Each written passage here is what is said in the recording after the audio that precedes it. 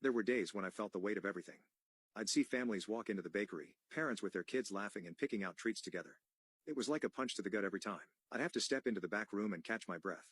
Part of me still couldn't believe how my own family had just kicked me out like I was nothing, while complete strangers treated me with more kindness than my own parents ever had.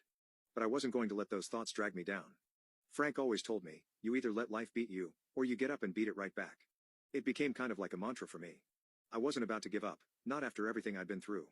Every day, I'd go back to that room above the bakery, and I'd make myself a promise. I was going to keep going, keep pushing, and I was going to build something better for myself.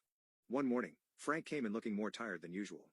I asked him if everything was okay, and he just grunted and said something about getting old. But he gave me this look that felt almost like a warning, like he was trying to tell me not to get too comfortable. I didn't think much of it at the time, I just figured he was having a rough day. But those words stuck with me. I knew he was right. I couldn't stay at the bakery forever. It was a safe place, yeah, but I needed to start thinking bigger. So, I started asking around for more work.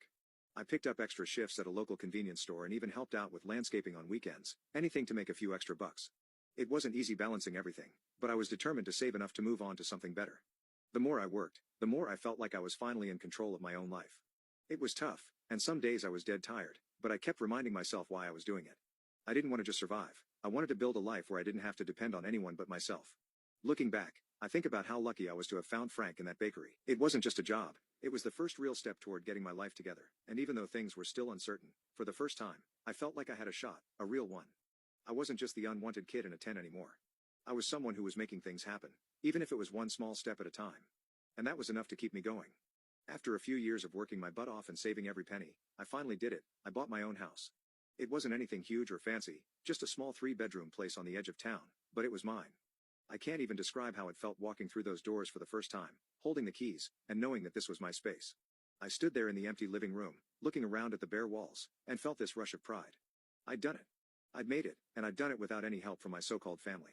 I spent the first few weeks living there without much furniture, just an air mattress and a couple of cardboard boxes that doubled as a table and a chair.